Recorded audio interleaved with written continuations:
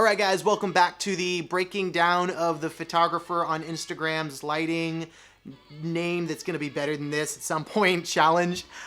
So what we're doing in these videos is breaking down unique and different photographers on Instagram's pictures in CINETRACER, the lighting, the lenses, the angles, the composition, what makes these images really cool, and showing that anybody can do this at home either with good equipment or bad equipment, and figuring out what does it look like to really mimic and then also apply for yourself.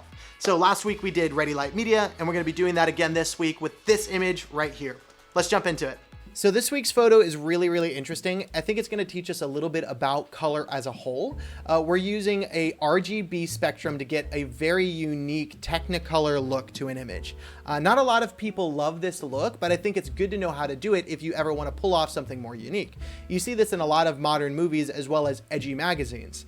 And it's not about if this image is good or not, it's about what this image is trying to do. And that's more important than anything. So if you take a look at what's going on in the image, it's really simple. We have 3 light stands, a boom arm, and then 3 lights on them to give us the whole look.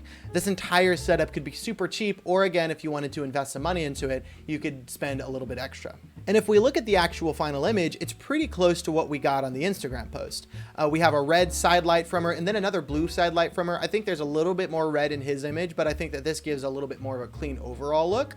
As well as we have a green light hitting down on the table, spilling a little bit on her face and then also on her shirt. And what's really cool about the RGB, the red, green, and blue feel that we have going on is right in the center of her face, all of the lights end up mixing color to create a normal looking color for the camera, which helps the whole thing feel a little bit more naturalistic.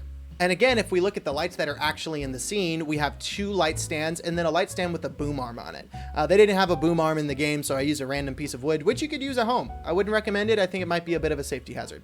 So if we take a look at what each of these lights are doing individually, we have our red light creating almost some kind of key on her face, but the whole thing feels very one-toned and boring. And then if we look at the blue light, it's creating some fill on the side of her face, but again, alone, this looks kind of boring and doesn't do much for the image. And then we have our top-down green light, and this one's kind of terrifying at this point. You could do something like this for an interrogation scene for a film, or if you wanted to do something that was a little bit more edgy, but again, alone, this doesn't do that much for the image. But when we add all 3 of the lights together, it creates this 3-tone as well as some interesting colors and shapes on the background. We're adding depth, not necessarily in the depth of field, but in the depth that's found in the 3 tones. This is creating contrast in 3 different directions, but those 3 different directions are actually finding a clean center at the middle of it. You can barely tell that the green light is hitting her face because the red and blue light are mixing in to create a cleaner tone for her face. And I think overall, the image ends up being really unique. Now for each of these lights, I'd personally recommend getting a very cheap YONGNUO 216 set.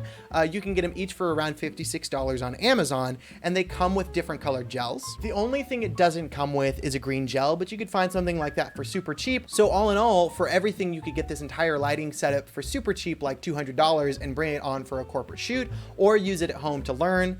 And if you wanted to spend some extra money on a more reliable setup, you could get some RGB lights. Good Video Maker makes 150 watt RGB video lights with a Bowens mount, so you could use a bunch of different attachments, and this would be an extremely useful tool for a long time.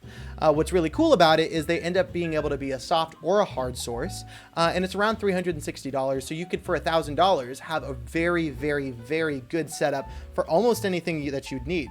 150 watts is going to cover you for most output needs. And then you can see here that you could have red, green, and blue, as well as a bunch of different kinds of colors of light to be able to create several different unique looks.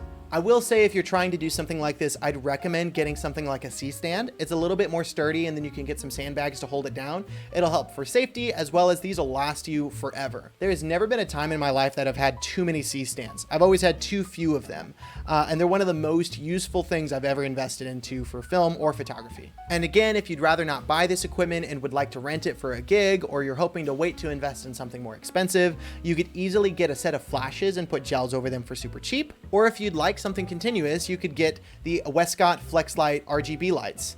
They're a little bit wider and softer of a source, so you'd have to be intentional about how you're lighting the subject. But this is a really unique light in the sense that you could have all the different colors and have a continuous source, but it's definitely a little bit more expensive. And like always, if you want to try this lighting setup without any money to just grow your ability to understand lighting, you could do this super duper easily at home. And I actually like a couple of the things that we did differently in this image to give it a bit of a more unique flair. So this is exactly the same setup. Now, some of the limitations might be where you have an overhead light in your house, but all that we have is 2 standing lamps and then an overhead lamp that has different colored bulbs in it. You can get these off of Amazon for super cheap, or you can get some paint and paint over some either LED bulbs or get some heat resistant paint and paint over normal bulbs to get the same look. And if we look in camera, again, we have to bring our aperture down to compensate for the lack of light compared to professional lighting, but that's still okay because we won't have that much depth in the scene, so you'll be able to focus and catch your image really well. I personally think the difference that we got by adding the lamps in adds for some extra interest in the image. It gives some motivation as well as just a unique look overall. But if you wanted to, you could easily crop them out like this.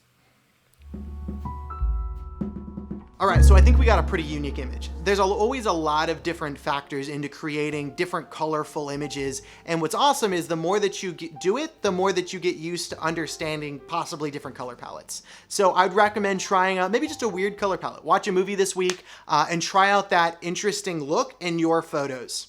Until next time, this has been Improve Photography.